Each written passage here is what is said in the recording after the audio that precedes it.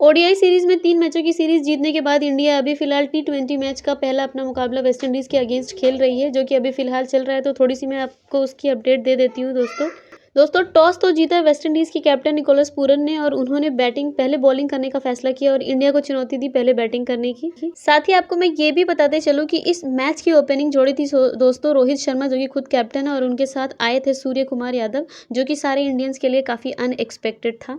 दोस्तों मैच के स्टार्ट में तो हमें कुछ ज़बरदस्त शॉट दोनों ही बैट्समैन की तरफ से देखने को मिले, जिसमें सूर्य कुमार यादव ने एक छक्का भी लगाया। लेकिन दोस्तों सूर्य कुमार यादव इस शुरुआती अच्छी पारी को एक अच्छी पारी में कन्वर्ट नहीं कर सके और जब इंडिया 5वें ओवर में 41 रन पर थी, तभी इंडिया का पहला विकेट सूर्य कुमार यादव के रूप में गिरा, जब सूर्य कुमार यादव 24 रन मात्र बनाए थे।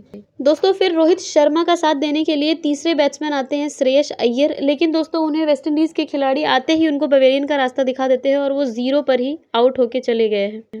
अब दोस्तों छठे ओवर में एंट्री हुई है ऋषभ पंत की, तो वो देखना ये है कि वो अपने कैप्टन का कितनी देर तक साथ निभाते हैं, या इनमें से कौन सा प्लेयर कितनी देर तक रुकता है और कौन अच्छा स्कोर करता है। इन सारी दोस्तों पंत के आते ही रनों की स्पीड थोड़ा तो बढ़ती है और पारी के 9वें ओवर में इंडिया का स्कोर पहुंच जाता है 73, 2 विकेट के नुकसान पर। और फिर आता है 10वां ओवर, जिसमें इंडिया तो कुल 15 रन बटोरती है, लेकिन दोस्तों लगातार 2 बाउंड्री लगाने के बाद पंत भी पवेलियन के रास्ते का दोबारा से सफर करते हुए दिखते हैं।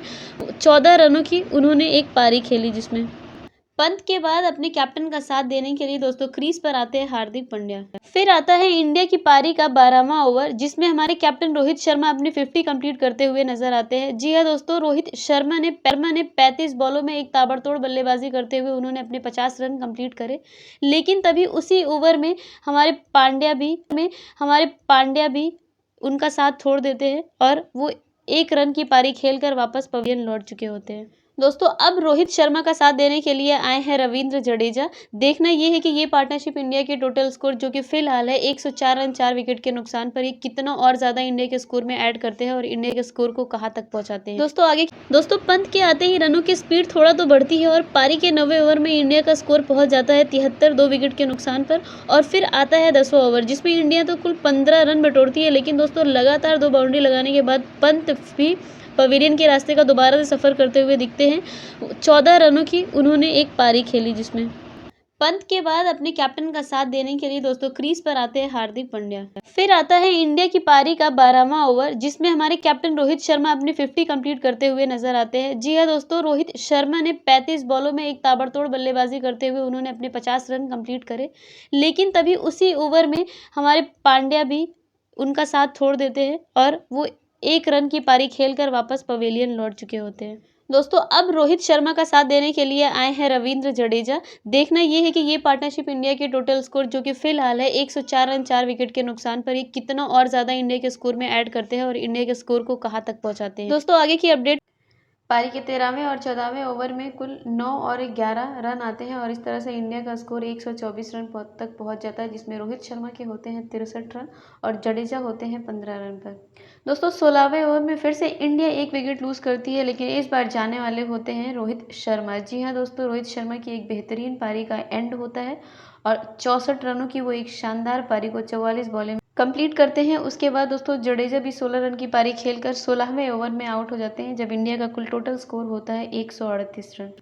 दोस्तों फिलहाल मौजूद होते हैं क्रीज पर आर अश्विन और दिनेश कार्तिक। उसके बाद दोस्तों पारी के 17वें और 18वें ओवर में कुल 16 रन आते हैं और इंडिया का टोटल पहुंचता है 154 रन 6 विकेट के नुकसान पर। लेकिन दोस्तों फिर आता है पारी का 19वां ओवर, जिसमें इंडिया 21 रन ऐड कर लेते हैं। होल्डर अपने इस ओवर में एक नो बॉल कर बैठते हैं, जिसका अश्विन भरपूर फायदा उठाते हुए उसे बाउंड्री के उस पार पहुंचा देते हैं 6 रन के लिए। और वहीं दोस्तों दिनेश कार्तिक भी उनका साथ देते हुए 2 चौके और 1 छक्के लगाते हैं और इस तरह से इस महंगे ओवर की समाप्ति होती है और इंडिया का स्कोर 175 तक पहुंच जाता है। अब आता है पारी का 20वां यानी कि आखिरी ओवर, जिसमें इंडिया कुल 15 रन ऐड कर लेती है। दोस्तों कार्तिक की शानदार इनिंग, जिसमें उन्होंने 19 बॉलों को फेस करते हुए 41 रन बनाते हैं और इंडिया के सेकंड हाईएस्ट स्कोर भी इस मैच के लिए रोहित शर्मा के बाद बनते हैं। वहीं अश्विन भी उनका बखूबी साथ लास्ट तक निभाते हैं और वो भी 10 बॉलों को फेस करते हुए 13 रन बनाते हैं। तो इस तरह से इंडिया 190 रन का स्कोर कर लेती है आखिरी ओवर तक और वेस्ट इंडीज को 191 रनों का टारगेट देती है। तो अब देखना ये है कि वेस्ट इंडीज की पारी इस टारगेट को किस तरह से अचीव करती है या ये मुकाबला किसके हक में होता है। इसके लिए आप बिट क्रिक के साथ बने रहिए, अपडेट मिलती रहेगी। दोस्तों वीडियो पसंद आई हो तो लाइक ज़रूर से कर देना और ये भी बताना कि आपको इंडिया की परफॉर्मेंस कैसी लगी, कमेंट में ज़रूर से बताना, मैं वेट करूँगी। ओके, अल्लाह हाफ़िज़, जय हिंद।